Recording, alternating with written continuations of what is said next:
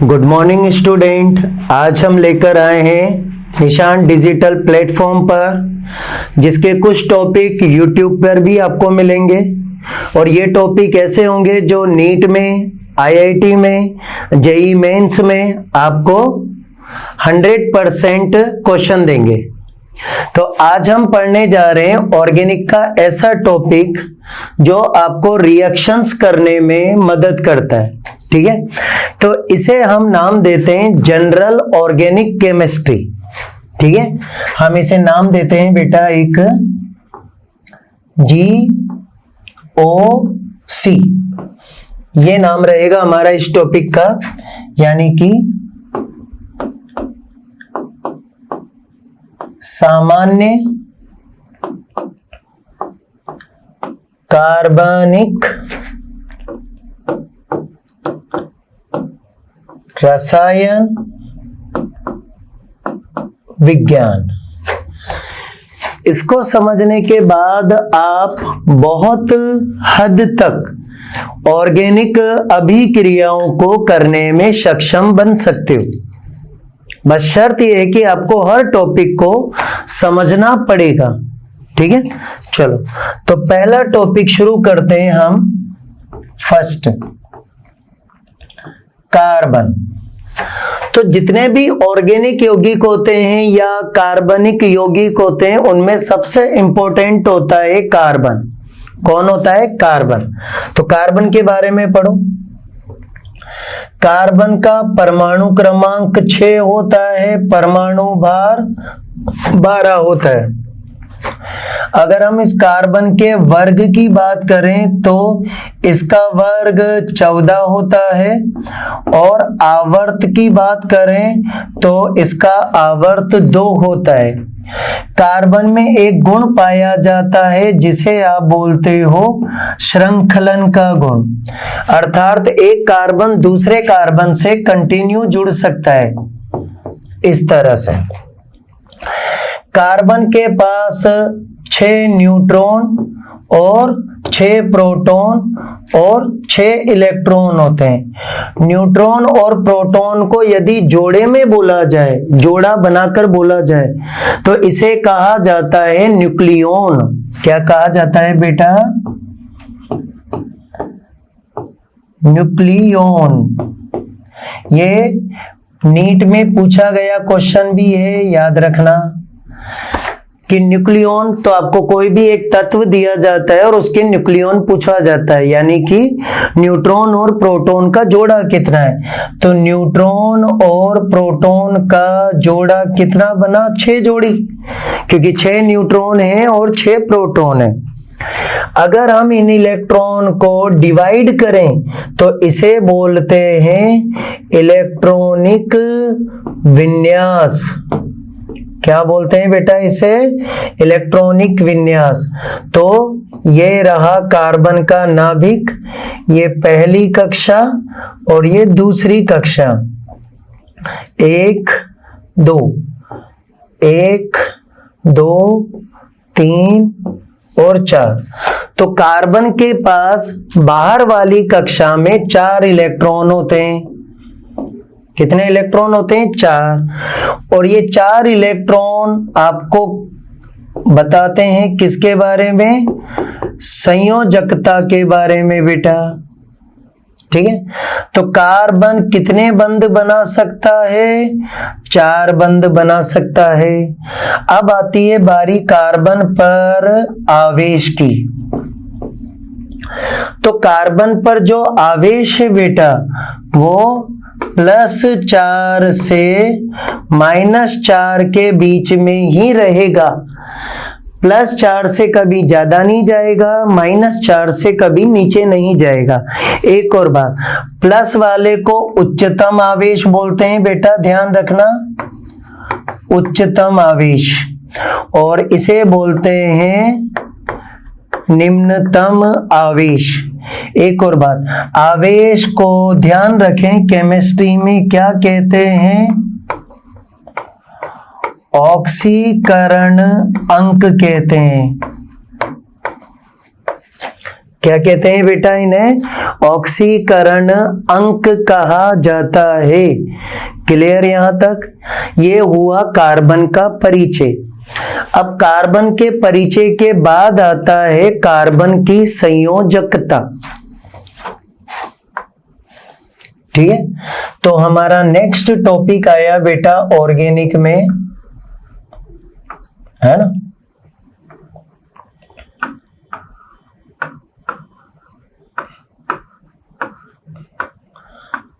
Carbon की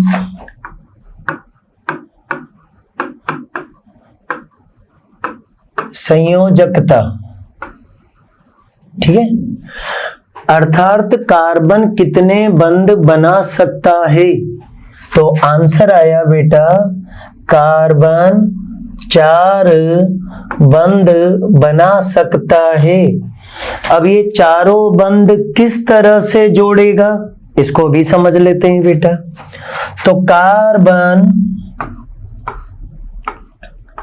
4 एकल बंध बना सकता है, कार्बन 2 एकल बंध और 1 द्विबंध बना सकता है, कार्बन 2 द्विबंध बना सकता है, कार्बन त्रिबंध भी बना सकता है। ठीक है, इनको अपन क्या बोलेंगे बेटा? तो समझो 4 सिंगल बॉन्ड। सिंगल बॉन्ड का मतलब हिंदी में याद रखना एकल बंध। यहां पर हम क्या बोलेंगे?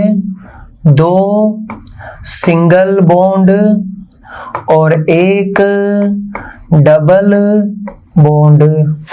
डबल बॉन्ड को हिंदी में याद रखना बेटा द्विबंध। यहां पर ये भी कौन है? डबल बॉन्ड है। ये भी कौन है? डबल बॉन्ड है। तो ये हो गए 2 डबल बॉन्ड। ठीक है बेटा, और ये हो गया आपके पास 1 सिंगल बॉन्ड और 1 ट्रिपल बॉन्ड।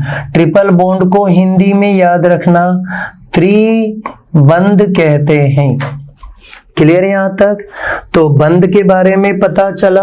कार्बन की संयोजकता कितनी होती है आपको ये याद रखना है बेटा।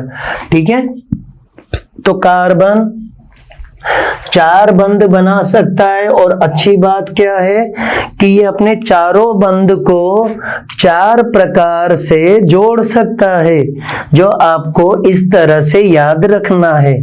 और 4 बंध को कितने प्रकार से? 4 प्रकार से जोड़ता है बेटा ये, हाँ या ना? ठीक है, आगे पढ़ते हैं। अब हमारा आता है नेक्स्ट टॉपिक, कार्बन पर हाइड्रोजन को जोड़ना और हाइड्रोकार्बन यौगिक बनाना। ठीक है, तो हमारा नेक्स्ट टॉपिक क्या हो गया? थर्ड टॉपिक,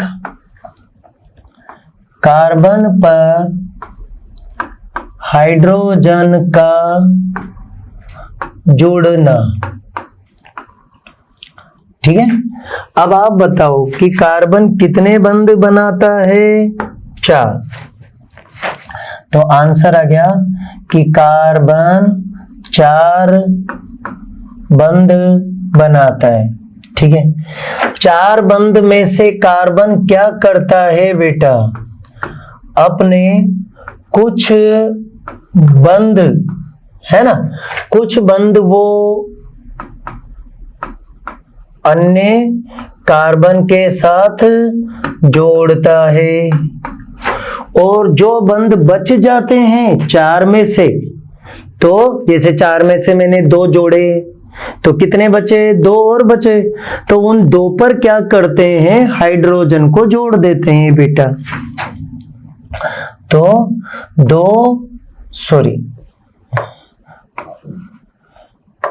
तो आपको क्या करना है कि जो शेष बंध होते हैं उन शेष बंध पर आप हाइड्रोजन को जोड़ सकते हो बेटा। ठीक है, ये काम हो जाएगा। चलो ट्राई करते हैं। देखो आप, कार्बन बॉन्ड बॉन्ड बॉन्ड, ठीक है, carbon double bond carbon, carbon triple bond carbon. अब देखो आप, इस कार्बन के कितने बंध फ्री हैं? 4।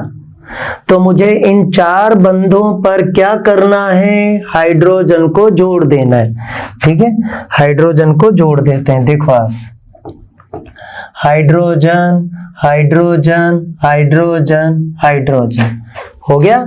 इस तरह फॉर्मूले बनाना सीखो पहले आप, इधर हाइड्रोजन हाइड्रोजन। अब आपने इस पर 2 हाइड्रोजन क्यों जोड़े? देखो, कार्बन के बंध कितने होते हैं? 4। अब इन 4 में से 2 बंध आपको दिख रहे हैं, दिख रहे हैं, और कितने बंध गायब हैं? 2। तो उन 2 पर मैंने क्या करा? हाइड्रोजन जोड़ दिया। अब आ जाओ इधर, ध्यान से समझना है ना। इसके आपको कितने बंध दिख रहे हैं? 2। अब आपको कितने और पूरे करने थे? 2। तो आपने यहां पर क्या लगा दिया? हाइड्रोजन। ये बन गया सूत्र तैयार, ठीक है। अब आ जाओ इधर, इधर और इधर, ठीक है बेटा। अब क्या करें हम यहां पर? इस कार्बन के देखो 3 तो सफेद बंध हुए और 1 नीला बंध है, तो 1 और 3 कितने हो गए? 4। तो मुझे उस 1 पर कुछ जोड़ना चाहिए, तो हमने क्या करा? जहां पर H को जोड़ दिया। बोलो हाँ या ना। इस तरह फैलाकर जो सूत्र लिखा जाता है उसे कहते हैं संरचना सूत्र। क्या कहते हैं बेटा? संरचना सूत्र कहते हैं, ठीक है। अब इस सूत्र को मिलाकर लिखेंगे। देखें कैसे लिखेंगे मिलाकर। इस कार्बन पर हाइड्रोजन कितनी बार है? 2 बार, तो CH2। देखो आप, डबल बॉन्ड की जगह डबल बॉन्ड बना दो। इस कार्बन पर नीले हाइड्रोजन कितनी बार है? 2 बार, तो ये हो गया बेटा CH2। तो इस तरह छोटा करके लिखने को कहते हैं बेटा संघनन सूत्र। और छोटा करके लिख देते हैं, तो बताओ इसमें कार्बन कितनी बार है? 2 बार, C2। हाइड्रोजन कितनी बार है? 4 बार। तो इसे क्या बोलेंगे बेटा? इसे बोलेंगे हम अणु सूत्र। आया समझ में? जैसे इसको कैसे लिखेंगे छोटा करके बेटा? CH4। इसको छोटा करके लिखो बेटा CH ट्रिपल बॉन्ड CH। और छोटा करके लिखो बेटा CH2H2। बोलो आ गया बेटा समझ में? चलो फिर दोबारा समझते हैं। कार्बन के कितने बंध होते हैं? 4 बंध होते हैं। इनमें से कुछ बंध वो अन्य कार्बन के साथ जोड़ लेता है, तो 4 में से कुछ जुड़ गए। सपोज करो 2 जुड़ गए, तो कितने बचे? 2 और बचे। तो वो 2 बंध आपको पहली बात तो खुद बनाने पड़ेंगे और उन पर हाइड्रोजन क्या करना पड़ेगा? जोड़ना पड़ेगा।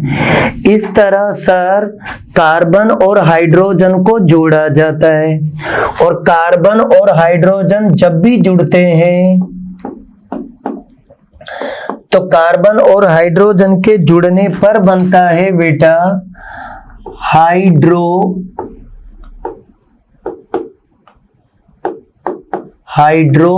हाइड्रोकार्बन। क्या बनते हैं? हाइड्रोकार्बन। क्लियर यहां तक? तो कार्बन और हाइड्रोजन से बने यौगिकों को क्या कहा जाता है? हाइड्रोकार्बन कहा जाता है। अब सपोज करो कि हाइड्रोकार्बन से दुनिया में बहुत सारे यौगिक बने, पर कैसे बने? तो इसका मतलब हाइड्रोकार्बन में हाइड्रोजन को हटाकर किसी और चीज को जोड़ा गया होगा। सही है? चलो तो इसको समझते हैं। अब हमारा नेक्स्ट टॉपिक आया बेटा, है ना? ध्यान से समझ। तीसरा क्या टॉपिक था? कार्बन पर हाइड्रोजन का जुड़ना। अब हमारा नेक्स्ट टॉपिक क्या आता है? सुनो, हाइड्रोकार्बन पर अन्य परमाणु को जोड़ना। फोर्थ नंबर का टॉपिक आया हमारा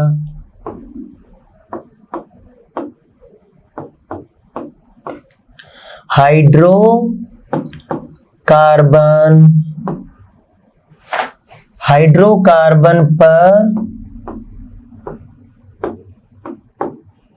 अन्य परमाणु का जुड़ना। तो हाइड्रोकार्बन पर अन्य परमाणु का जुड़ना, ठीक है। अब कैसे जुड़ते हैं देखो, ये रहा आपके CH4। अब हम इस CH4 में क्या करते हैं, हाइड्रोजन को हटा देते हैं, सपोज करो आप, ठीक है, और आप यहां पर एक क्लोरीन को जोड़ देते हो, ठीक है। अब हाइड्रोजन हटेगा, उसके बाद क्लोरीन जुड़ेगा। अब यह भी पता होना चाहिए कि क्लोरीन की संयोजकता कितनी है, 1, यानी कार्बन क्लोरीन के साथ सिंगल बॉन्ड बनाता है। क्लियर है यहां तक? तो आपको हाइड्रोजन हटाना है बेटा और उसके बदले क्लोरीन को जोड़ना है। तो चलो जोड़ते हैं। तो कार्बन, हाइड्रोजन, हाइड्रोजन, हाइड्रोजन, और ये देखो हमने जोड़ दिया क्लोरीन। क्या इसका फॉर्मूला पहले CH4 था? अब इसका फॉर्मूला CH3Cl है, तो ये बन गया एक नया यौगिक। तो सर मुझे कैसे पता चलेगा कि किसको कितने बंध से जोड़ना है? चलो इसको भी समझ लेते हैं बेटा, ठीक है। तो चलो देखो, अब आप करना क्या है आपको, जैसे सपोज करो हम कुछ प्रैक्टिस करते हैं।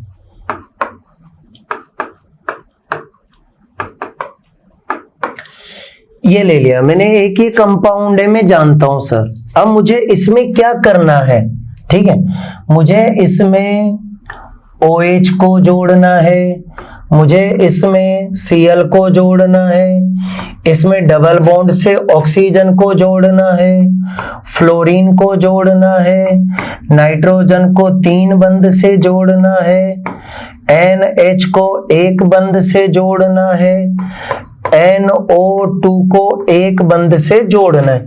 अब इनके बंध याद रखो तो आपको पता चलेगा कि हाइड्रोजन कितने हटेंगे और उसके बदले कौन जुड़ेगा, ठीक है। चलो ट्राई करें इन सबके आंसर।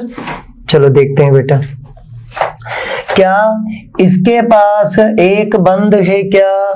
तो आप इसको एक बार यहां लाओ और यहां से 1 हाइड्रोजन भगा दो बेटा। तो पहले वाले का आंसर क्या आया, CH3 CH2 OH। देखो आया नहीं आया आंसर। क्लोरीन वाले का क्या आएगा बेटा, CH3 CH2 Cl।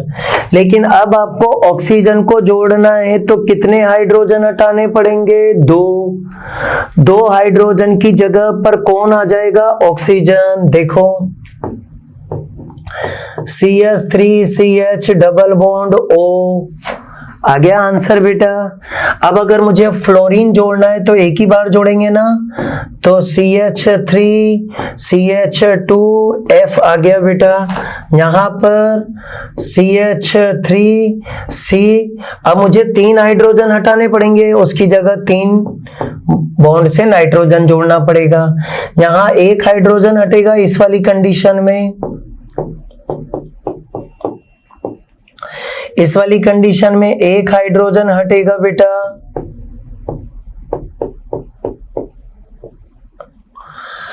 बोलो आ गई यहां तक बात समझ में, क्लियर?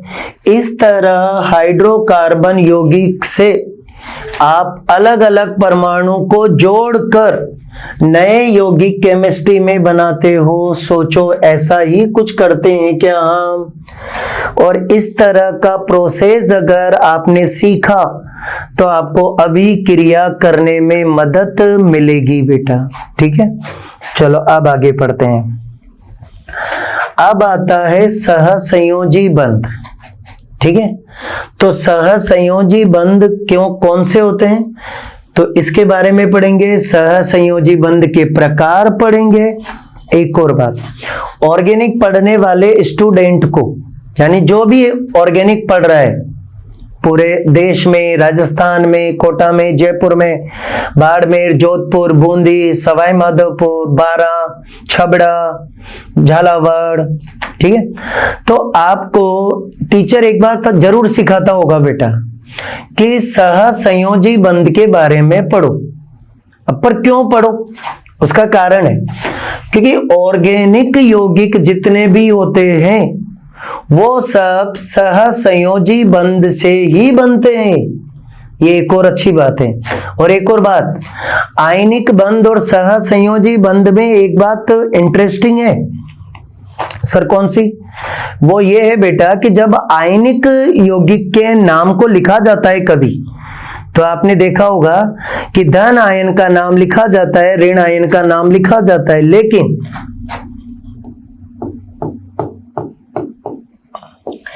इसका नाम और इसका नाम देखो आप, इसको टीचर क्या पढ़ाता है? एल्यूमिनियम क्लोराइड पढ़ाता है। क्या पढ़ाता है बेटा? Aluminium chloride.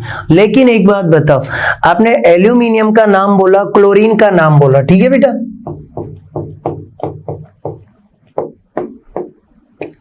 आप एल्यूमिनियम का नाम बोलते हो, क्लोरीन का नाम बोलते हो, लेकिन आप क्लोरीन की संख्या नहीं बोलते, है ना? तो हम क्या क्लोरीन के लिए 3 को बोलते हैं क्या? कहीं पर नहीं बोलते, ठीक है। लेकिन आप यहीं पर इसका नाम बोलो तो क्या नाम है सर इसका? Carbon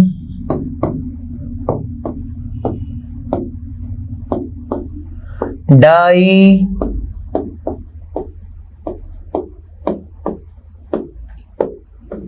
oxide. क्या आपने यहां पर 2 को लिखकर बताया डाई? इसलिए बताया बेटा क्योंकि CO2 क्या है? सह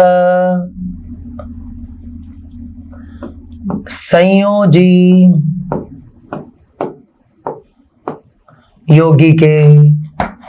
तो क्या फर्क होता है सर आयनिक यौगिक में और सहसंयोजी यौगिक में? बताओ आप, क्या फर्क होता है बेटा? तो फर्क ये होता है कि जब हम धन आयन और ऋण आयन का नाम लिखें पर उनकी संख्या नहीं बताएं तो उन्हें कहते हैं हम आयनिक यौगिक।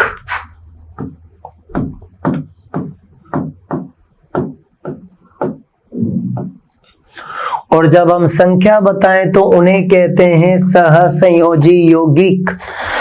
आयनिक यौगिक बनते हैं इलेक्ट्रॉन के दान देने से और दान लेने से। तो सोडियम इलेक्ट्रॉन देता है और क्लोरीन इलेक्ट्रॉन ग्रहण करता है।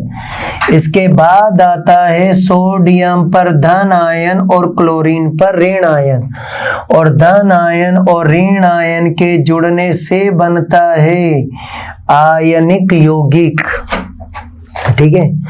जब 2 परमाणु इलेक्ट्रॉन का साझा करते हैं तो बनने वाले बंध को सहसंयोजी बंध कहते हैं, और सहसंयोजी बंध को लाइन बनाकर दर्शाया जाता है, ठीक है।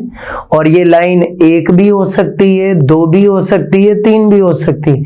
1 लाइन हुई तो एकल बंध कहेंगे, 2 लाइन हुई तो द्विबंध कहेंगे, 3 लाइन हुई तो त्रिबंध कहा जाएगा, ठीक है। चलो आगे समझते हैं। अब मैं आपको सहसंयोजी बंध के बारे में पढ़ाने जा रहा हूं, ठीक है बेटा। चलो देखते हैं।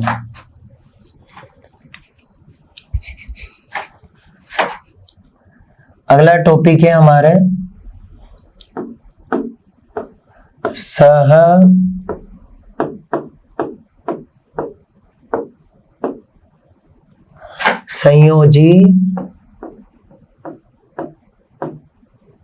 बंध, ठीक है। अब जो सहसंयोजी बंध है वो बना कैसे? इलेक्ट्रॉन का साझा करने से।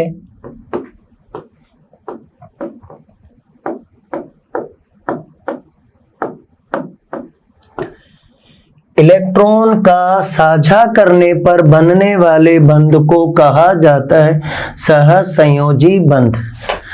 अब सहसंयोजी बंध होते हैं दो प्रकार के। पहला शुद्ध सहसंयोजी बंध और दूसरा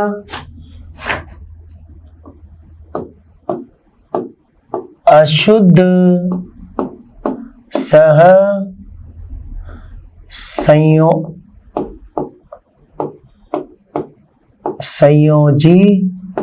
बंध। शुद्ध सहसंयोजी बंध में प्लस माइनस नहीं होता, अशुद्ध में प्लस भी होता है माइनस भी होता है। प्लस माइनस नहीं होने के कारण ऐसे बंध को अध्रुवीय कहा जाता है। अध्रुवीय जिनमें प्लस सिरा भी ना हो माइनस सिरा भी ना हो, जिनमें थोड़ा बहुत भी प्लस माइनस आया तो उन्हें क्या कहेंगे बेटा? ध्रुवीय कहा जाता है। क्या कहा जाता है बेटा? ध्रुवीय कहा जाता है। क्लियर है यहां तक? अब ध्रुवीय और अध्रुवीय में क्या फर्क है सर? देखो आप, ये क्लोरीन और ये दूसरा क्लोरीन, दोनों क्लोरीन ने एक एक इलेक्ट्रॉन का साझा करा और साझे में रखे गए इलेक्ट्रॉन दोनों परमाणुओं के बीच में आते हैं। तो इस तरह क्लोरीन और क्लोरीन के बीच में बना बंध शुद्ध सहसंयोजी होता है। इनमें दोनों क्लोरीन पर कोई आवेश नहीं आएगा इस कंडीशन में, ठीक है। यहीं अगर अपन बात करें सर हाइड्रोजन और क्लोरीन की, तो हाइड्रोजन और क्लोरीन जब आपस में जुड़ते हैं तो बंध बनता है, ठीक है सर।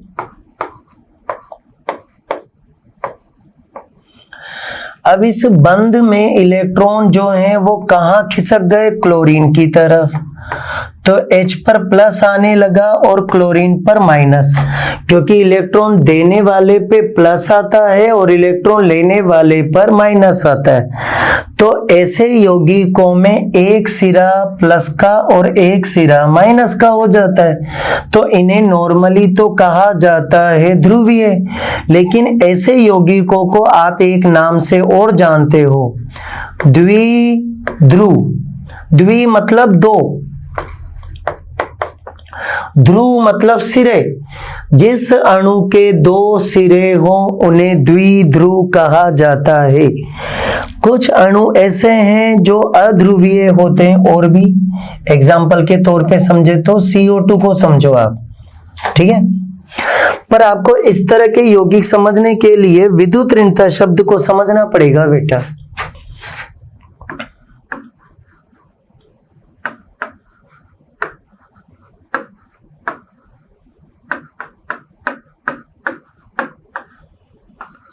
विद्युत ऋणता, क्योंकि जब तक आपको 11वीं क्लास का टॉपिक विद्युत ऋणता नहीं आएगा तो 12th क्लास में जब हम ऑर्गेनिक को स्टार्ट करेंगे या ऑर्गेनिक सीखेंगे तो हमारे सामने पहली दिक्कत यही आती है कि सर किस पर प्लस आएगा और किस पर माइनस आएगा, ये हमें समझ में नहीं आता है। सही है बेटा। जितने भी व्यक्ति इस वीडियो को देख रहे हैं, जितने भी स्टूडेंट YouTube पर इस वीडियो को देख रहे हैं, वो इस बात को सोचो, क्या हमें ऑर्गेनिक सीखनी है या रटनी है?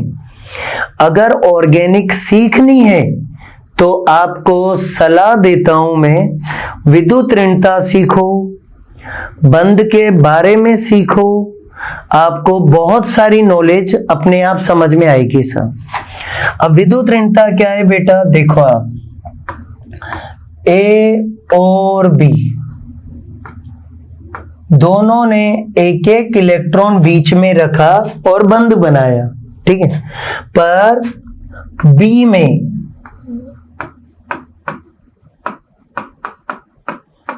आकर्षण बल ज्यादा है, मतलब जो बी है वो एक इलेक्ट्रॉन को भी अपनी ओर अट्रैक्ट कर रहा है, आकर्षित कर रहा है। तो जब बी एक इलेक्ट्रॉन को आकर्षित करेगा तो बी में आकर्षण बल कम है। तो विद्युत ऋणता का संबंध किससे है? आकर्षण बल से।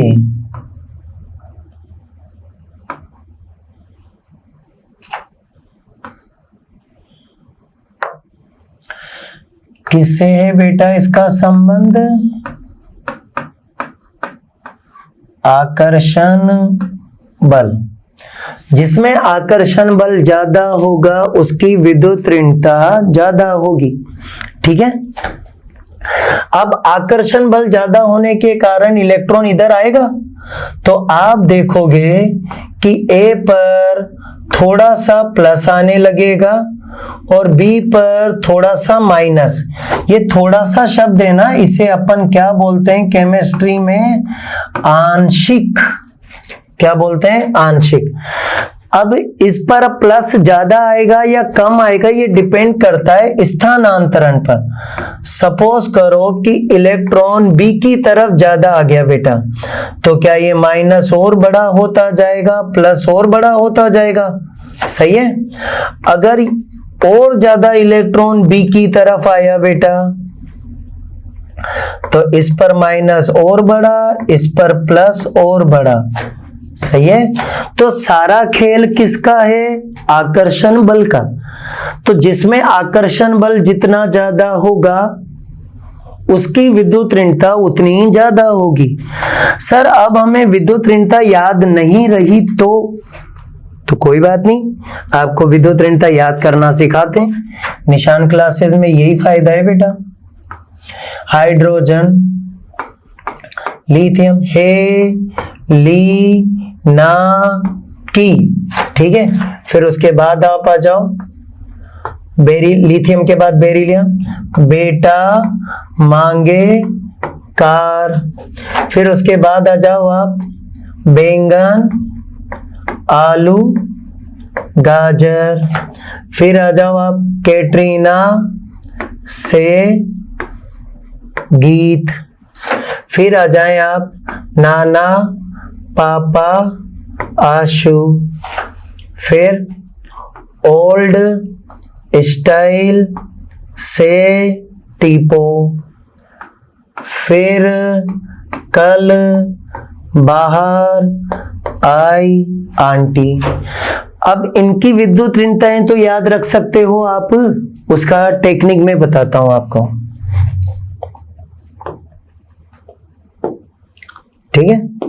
चलो देखो, हाइड्रोजन की विद्युत ऋणता 2.1 होती है, लिथियम की विद्युत ऋणता 1 होती है, सोडियम की विद्युत ऋणता 0.9 होती है और इसकी विद्युत ऋणता कुछ किताब वाले 0.7 मानते हैं, कुछ 8 मानते हैं, हम लोग 8 मानेंगे, ठीक है। अब अगर आपको पहली लाइन में सर इस लाइन के बारे में विद्युत ऋणता जानना है तो पहले की पता चल गई ना, इसमें 0.5 जोड़ते जाओ बेटा। तो 1.5, 2, 2.5, 3, 3.5 और 4। नीचे वालों में 0.3 जोड़ना है, लेकिन इन दोनों में पढ़ो जब 0.4 जोड़ देना, ठीक है। तो 1.2, 1.5, 1.8, 2.1, 2.5, 2.9, इनमें भी यही रूल है, 0.3 जोड़ते जाओ। तो 1.1, 1.4, 1.7, 2.0, 2.4, 2.8 और आयोडीन की 2.6। इस तरह आप सर इस विद्युत ऋणता को याद कर लो बेटा। अगर आप ढंग से ही पढ़ना चाहते हो ऑर्गेनिक को, तो सलाह दे रहा हूं कि ये वाला कॉलम कभी मत भूलना सर। आप विद्युत ऋणता को याद कर लो बेटा, ठीक है। ये कॉलम किसको बता रहा है? विद्युत ऋणता को।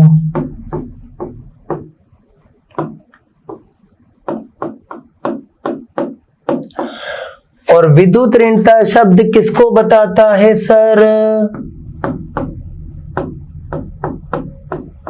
आकर्षण बल को। और जिसमें विद्युत ऋणता ज्यादा होगी उस पर माइनस आएगा, जिसकी विद्युत ऋणता कम होगी उस पर प्लस आएगा। क्लियर यहां तक बेटा? आगे मेरी बात समझ में? चलो आगे पढ़ते हैं। सर विद्युत ऋणता याद रखने से फायदा क्या है? फायदा ये है बेटा कि आपको अभिक्रिया में प्लस माइनस ढूंढना आसान होगा। चलो ट्राई करते हैं। CH3CH2Cl, इसकी क्रिया कराई हमने KOH के साथ। क्या ये अभिक्रिया कराना मेरे लिए पॉसिबल है सर? पॉसिबल है, पर कब? जब मुझे इसमें प्लस और माइनस का पता चलेगा। तो सर कैसे पता चलेगा प्लस माइनस का? देखो आपके क्वेश्चन में क्या है बताओ। ये रहा आपका क्वेश्चन, इसमें क्लोरीन और कार्बन।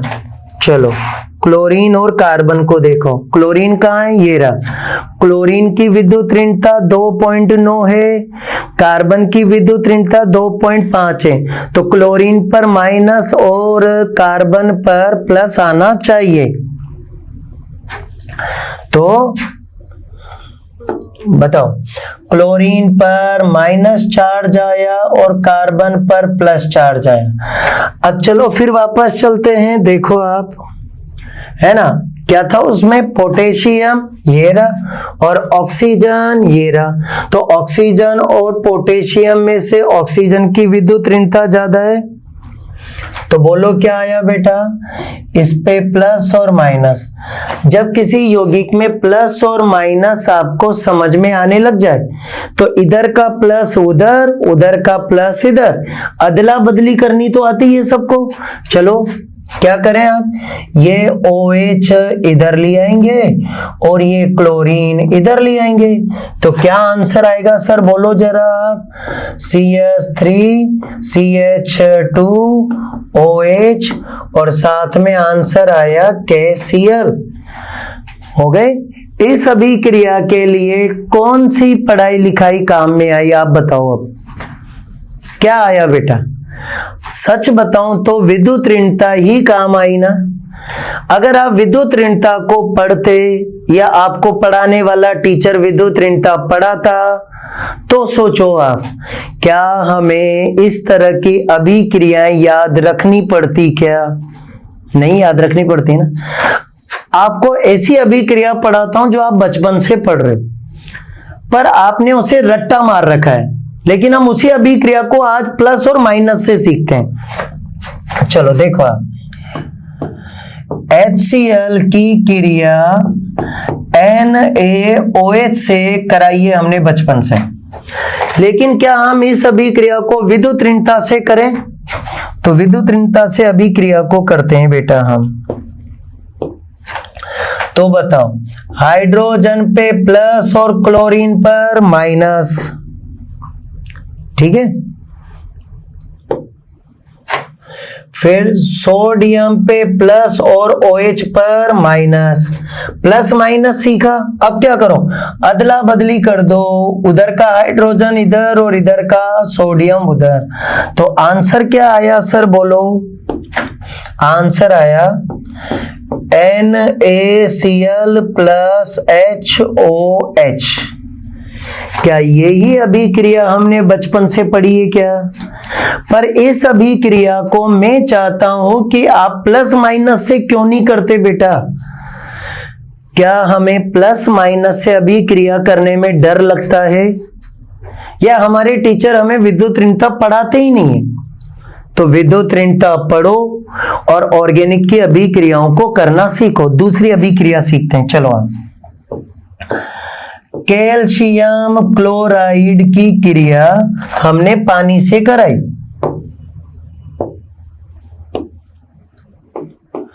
HOH HOH। अब आप इन पर प्लस माइनस बता दो, मेरा आंसर आ जाएगा। Plus minus plus minus plus minus plus minus. अब क्या करूं सर, इधर के माइनस को उधर जोड़ दूं, यही करोगे ना आप, और क्या करोगे? तो बोलो क्या आंसर आया? CaOH OH। क्या हम इसे बचपन से ये नहीं बोल रहे क्या बेटा? CaOH2, जिसे आप बोलते हो कैल्शियम हाइड्रोक्साइड, बुझा हुआ चूना। और साथ में क्या बना बेटा? क्या ये वाली चीज बाहर निकल जाएगी क्या यहां से? तो आंसर क्या आया बेटा? 2HCl answer. बोलो आई मेरी बात समझ में?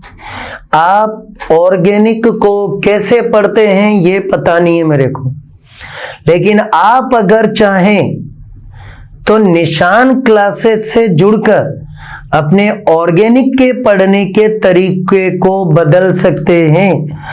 और ये चीज जो मैं ऑर्गेनिक की पढ़ा रहा हूं ये YouTube पे भी अवेलेबल है, निशान क्लासेस के चैनल पे भी हैं और YouTube पर आपको अलग से भी मिलेगा, निशान क्लासेस केमिस्ट्री के नाम से।